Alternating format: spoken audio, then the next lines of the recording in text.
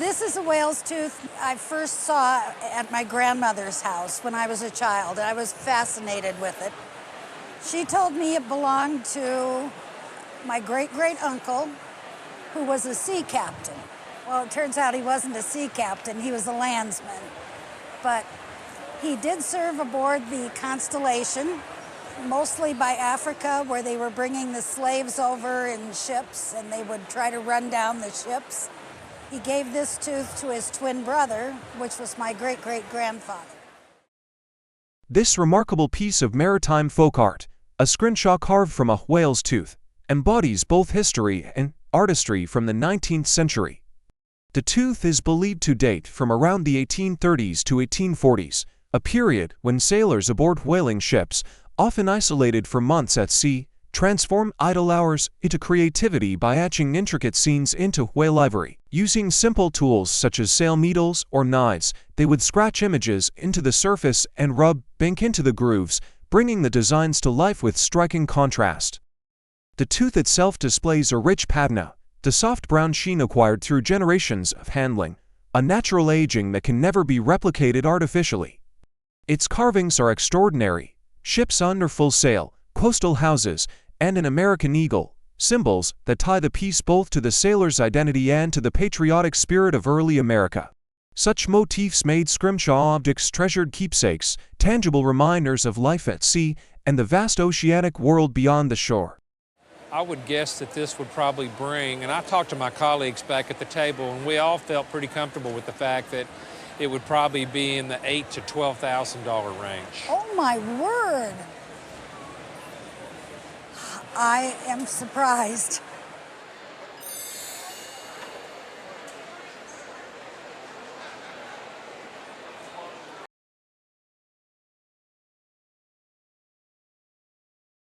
I required it from my dad when he passed away, probably about 15 years ago. 15. And he required it from a guy. Did he buy it from him? You know, or I don't think he bought it. We just all worked together, and I think he gave it to him. gave it to him as a gift? This remarkable artifact is a scrimshaw whale's tooth, a tangible relic of the sea that has passed through generations. It was inherited by the current owner from his father, who in turn received it as a gift from a fellow sailor with whom he once worked. Etched upon its aged ivory surface is the log of the voyage of the whaling ship Timoleon, which set sail from New Bedford on Christmas Day, 1831, and concluded its journey in 1835, a 4-year odyssey across the world's oceans. The engravings meticulously record the ship's anchor points and sailing dates, transforming the tooth into a unique historical document carved by hand. What makes this specimen particularly exceptional is its size, an impressive 8 inches tall, a rare dimension that adds to its desirability among maritime collectors. On one side, the artist engraved the whaling ship Timoleon itself, complete with its proud masts and sails, alongside the name of the ship and its master, Captain J. Bunker. Though the list of whales caught is absent, the log of destinations tells a vivid story of endurance, trade, and exploration during the height of America's whaling era. I think conservatively at retail, it would probably sell somewhere between $25,000 and $30,000. Oh my, really? That's unreal. So your father gave you a nice thing. It's going to move a little bit closer to the fireplace.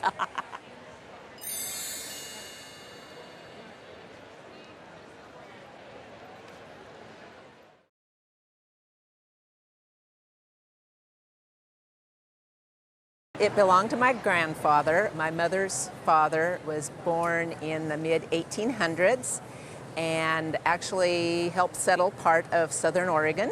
And he was a sheep farmer, and he traded a sheep for the powder horn. And that would have been Probably just about the turn of the century. This remarkable powder horn, once belonging to the owner's grandfather, a sheep farmer who helped settle southern Oregon in the late 19th century, stands as both a utilitarian tool and a masterwork of American folk art. According to family history, he acquired it by trading one of his sheep around the turn of the century. Unlike most powder horns of the era, which were plain and functional, this piece is lavishly decorated, revealing the hand of a skilled craftsman. The inscription Samuel Dunwoody, June 1849, suggests it was likely engraved on commission by Dunwoody himself, an artisan known in the mid-19th century for his elaborate scrimshaw and engraving work. Around the body of the horn, a clock face is etched beside the words Mercer County, Ohio, perhaps marking either a personal event or simply the date of completion.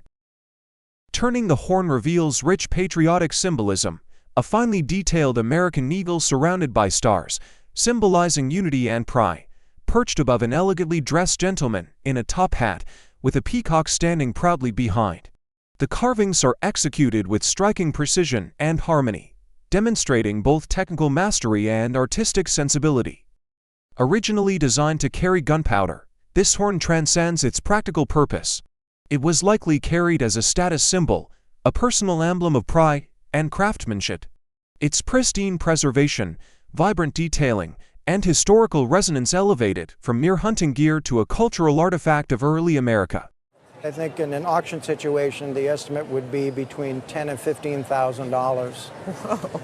It's so beautiful. It's the best one I've seen in the show. There's no doubt about it. Wow, thank you.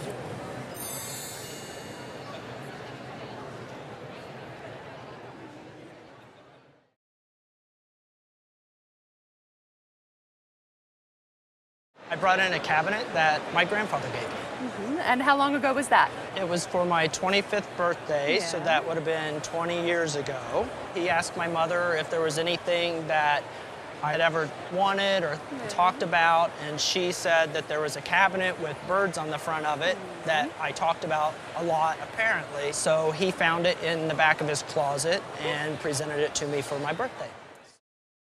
This elegant wall cabinet, gifted to its current owner by his grandfather on his 25th birthday, carries with it a story that bridges generations.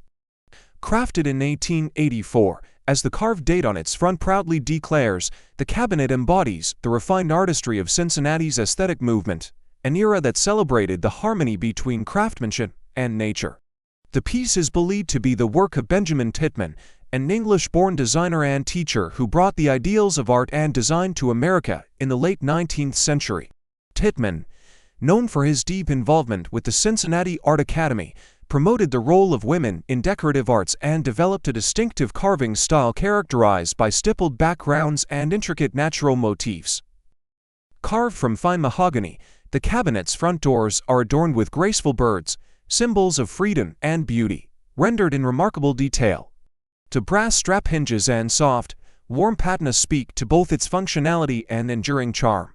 Though unsigned, the craftsmanship clearly reflects the influence of Pittman and his school of carving that flourished in Cincinnati during the 1870s and 1880s.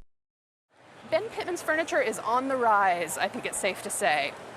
So I think for insurance purposes, the value for a piece like this would probably be about $8,000 or $9,000. Wow.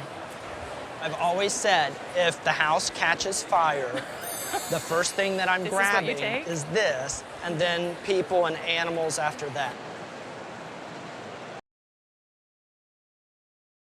Right now, he's a little older than me. He's probably close to 100 years old, or maybe even a little more. It's been in my mother's family since I was about 7 years old. And otherwise, I don't really know too much about it, because when you live in a house with something, you don't pay attention to it. But then as I got old and started to mow lawns and things like that, my mother got into the lawn decorating business. She thought she was an artist. So she used to put it on her front lawn, and the most important instructions, don't run over the birds. And then after she passed on, I took it. This remarkable carved eagle, weathered by many seasons and standing as tall as nearly 100 years of family history, has been in the owner's mother's family since he was about 7 years old. It likely served long ago as a rooftop ornament, possibly perched atop a flagpole or public building such as a courthouse doorway. Crafted from a soft wood, the piece shows exceptional carving quality. Every detail has been attended to. The wings, even though they would have been seen only from below, are fully carved, a testament to the carver's pride and skill. The traces of original gilding and gesso beneath later repainting hint at a more elaborate finish long ago. The form, once vibrant, now bears the marks of decades outdoors, chipped edges, patches of missing wood, and faded paint, all signs of authenticity that collectors prize. The subject, the American eagle, remains one of the most potent icons in folk art America. As interest in Americana grows, so does the desirability of carved eagles. I think for auction purposes, I would estimate its value certainly between $6,000 and $8,000. It's a splendid bird. It's worth $100,000 really. That's right. Well, you know, there's no price for sentiment. It's not going anyplace now.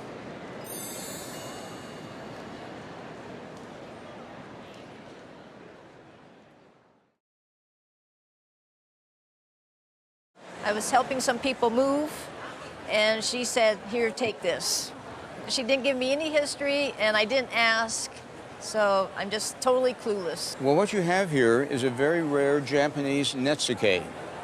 They were used as toggles on the belt. So they attach to the belt. There'd be a cord that would go through holes, and they'd use it as a toggle. This is 18th century. The delicate object in question is an exceptional example of an 18th century Japanese netsuke, a miniature sculpture once used as a toggle on traditional garments such as the kimono. In the Edo period, men's robes had no pockets, so small containers for medicine or tobacco were hung from the belt and secured with netsuke like this one. What makes this particular piece extraordinary is its rarity and the exquisite complexity of its materials. Unlike the typical small netsuke, this example is unusually large and finely detailed. It combines 3 different materials: horn for the body, ivory for the figure's skin, and minute touches of silver used to highlight the eyes and bracelet. The figure itself depicts a South Sea Island woman, an uncommon theme in Japanese art of the period, revealing the artist's curiosity about foreign cultures and the maritime connections of Edo Japan. Though unsigned, its precise carving and harmonious proportions suggest the hand of a master craftsman. On the reverse side, 2 small holes reveal how the cord would have passed through to secure the piece to a sash, demonstrating both artistry and functionality. Despite the natural wear of time, the netsuke remains remarkably well preserved, with traces of its original polish still visible. Today, it cannot be reproduced due to international bans on the trade of ivory, further enhancing its historical value. The combination of its size, its material, and the subject, and also its age, makes it a very important piece. Because of its rarity, pieces like this are seldom seen. It's in wonderful condition, and the auction market for this piece, if it were to come up, would be in the range of $3,000 to $3,500. Thank you very much.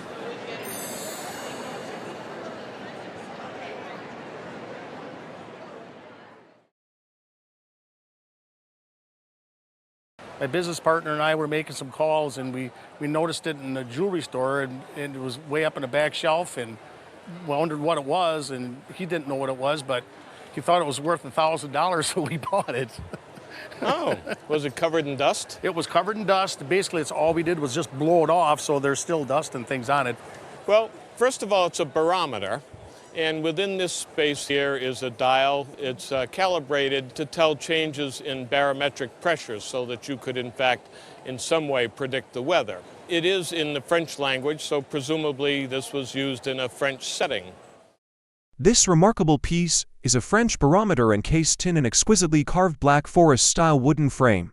Dating back to the 1880s, the instrument itself was designed to measure barometric pressure, allowing its owner to predict changes in the weather, a fine example of both scientific ingenuity and artistic craftsmanship of the 19th century. The face of the barometer, inscribed in French, suggests it was originally used in a French-speaking region. Surrounding it is an ornate wooden case typical of the Black Forest carving tradition from southern Germany and Switzerland, well known for producing detailed cuckoo clocks and nature-inspired motifs. Unlike the usual hunting scenes that often feature deer or pheasants, this piece presents a more refined and humanistic figure, adding a sense of warmth and personality rarely seen in similar works. While many might assume such carvings were made entirely by hand, craftsmen of that era often began with machine-roughened forms, finishing them through skilled hand carving to achieve their final detail. This particular work is signed P. Michel, likely identifying the carver. I think that this piece in a retail setting is probably closer to $4,000 today, as this sort of carving is very popular in some circles, particularly in Europe. Hey, I wasn't taken. Well, thank you for bringing it into the Antiques Roadshow. Absolutely.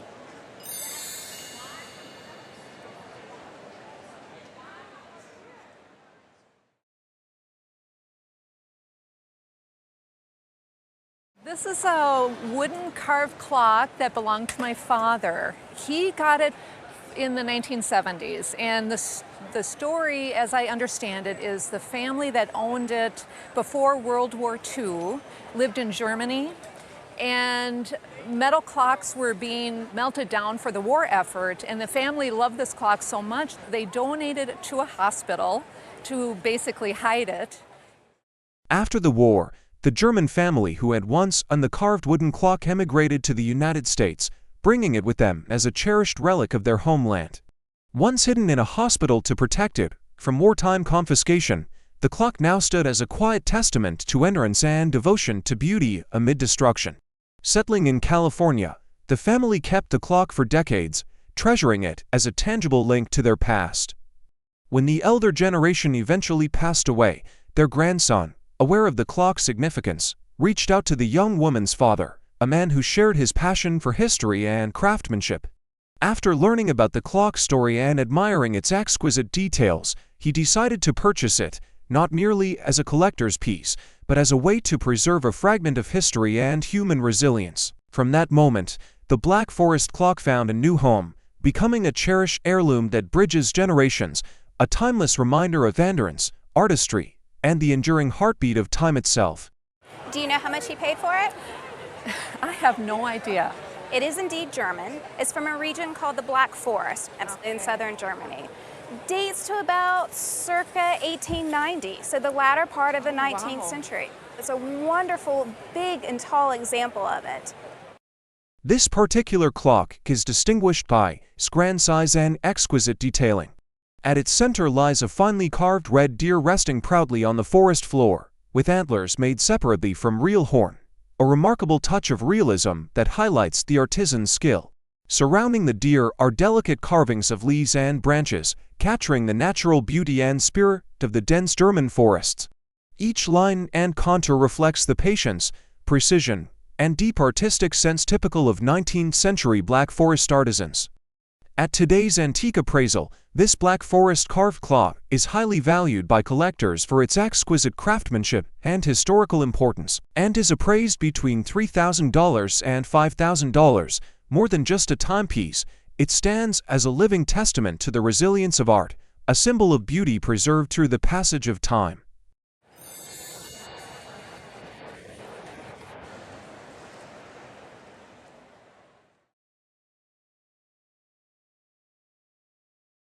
Well, this is Josie Wade. Josie Wade worked for my dad's family from the time he was an infant. She helped raise him, essentially. And I know that she was born in 1884 in Tyler, Texas. And this box was hers from her father. Her father carved it, and when she passed away, she never had any children of her own. So my dad and aunt were kind of like her kids that she helped raise, and she left everything she had to them. And that's how we got the box. This intricately carved wooden box carries within it both artistic mastery and deep personal history. Crafted in the late 19th century, around the 1880s or 1890s, it was the work of Mingo McQueen, a skilled carver born in Mississippi who later settled in Tyler, Texas. McQueen began with a single solid block of walnut wood, sculpting the design entirely by hand in high relief, without attaching any additional pieces, a testament to his precision and patience. What elevates this piece beyond mere craftsmanship is its depiction of the Alamo, one of the most iconic symbols of Texas heritage. The facade of the Alamo, framed by McQueen's folky bulbous trees and decorative rope carvings, reflects both his personal expression and a regional pride deeply rooted in the American South. The box remains untouched by restoration, its surface showing traces of age, tiny flecks of paint from old rooms, and the patina of time, all of which enhance its authenticity. Originally created as a personal keepsake, this box now stands as a remarkable example of Texas folk art, merging intimate family history with cultural legacy. At the folk art table, we talked about it, and we felt like that a retail value on this would be $3,000 to $5,000. Wow. That's, wow. That's something for a family memento, isn't it? Great.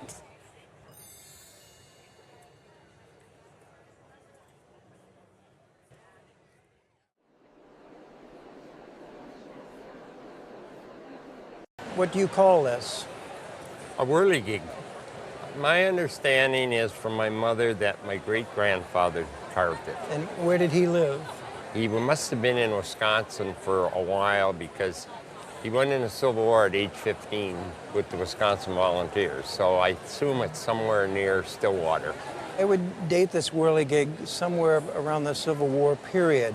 So his involvement with the war may have influenced what he was carving.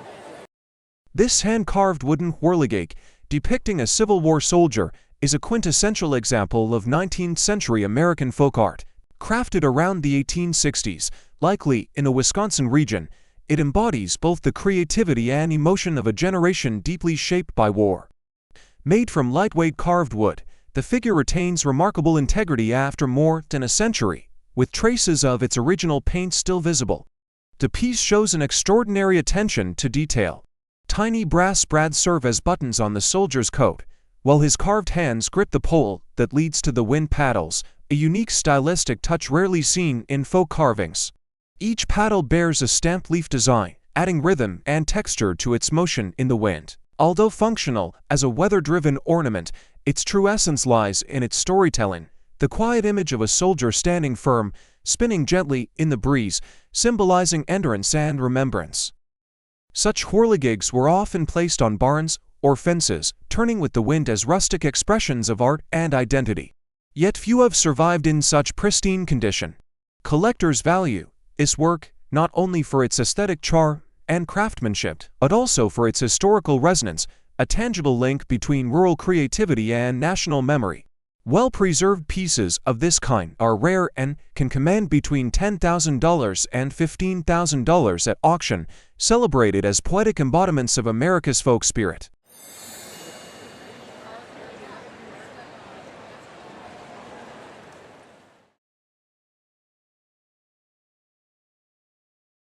Well, it was a cane that was brought to my mother's house by my aunt in the early 80s.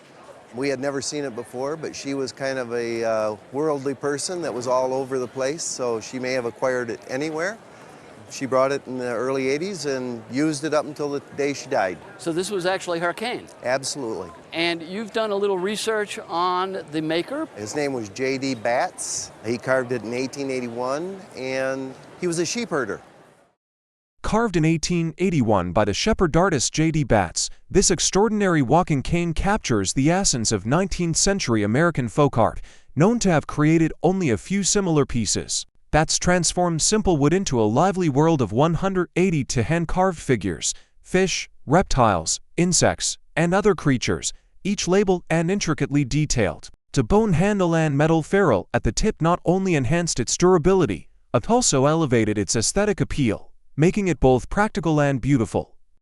Although later coated with varnish that dulled its original polychrome hues, the cane still retains its charm and authenticity.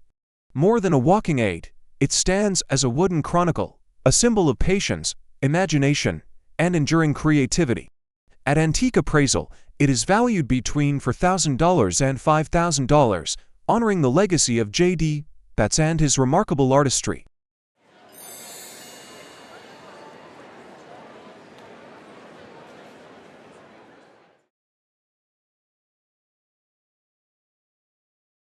I got it from my aunt, who left it to me when she passed away, and she got it from her mother. Her family is from Lucerne, Switzerland, so it was shipped all the way over there to my aunt, probably about 50 years ago. That's about all I know about it. Okay. The thing about this kind of mirror is the vast majority of them that we see are later. This is actually an 18th century mirror. Whoa. This exquisite mirror traces its origins to 18th century France, a period celebrated for its mastery in decorative arts. Crafted from wood, it was first meticulously carved by hand before being coated with layers of gesso and gilded with gold leaf, resulting in the luminous shimmer that still glows faintly across its ornate curves. The traces of the original gilding, visible along the floral basket and elegant C-shaped scrolls, offer a glimpse into its former splendor. The roughly cut wooden back further authenticates its age, as craftsmen of the time focused their artistry on the front, the part meant to dazzle. Although the mirror plate was replaced later, its charm and integrity remain intact. The natural wormholes dotting the frame tell the silent story of time's passage, adding to its authenticity rather than detracting from it. When hung on a wall, this French Rococo mirror radiates elegance and history, a timeless reflection of beauty and craftsmanship. Its appraised value today stands around $3,000, though its true worth lies in the centuries of artistry it represents. If you were going to insure this, I think you would probably want to insure this for $3,000. Ooh, wow, wonderful. Ooh, wonderful, wonderful. Ooh. Ooh.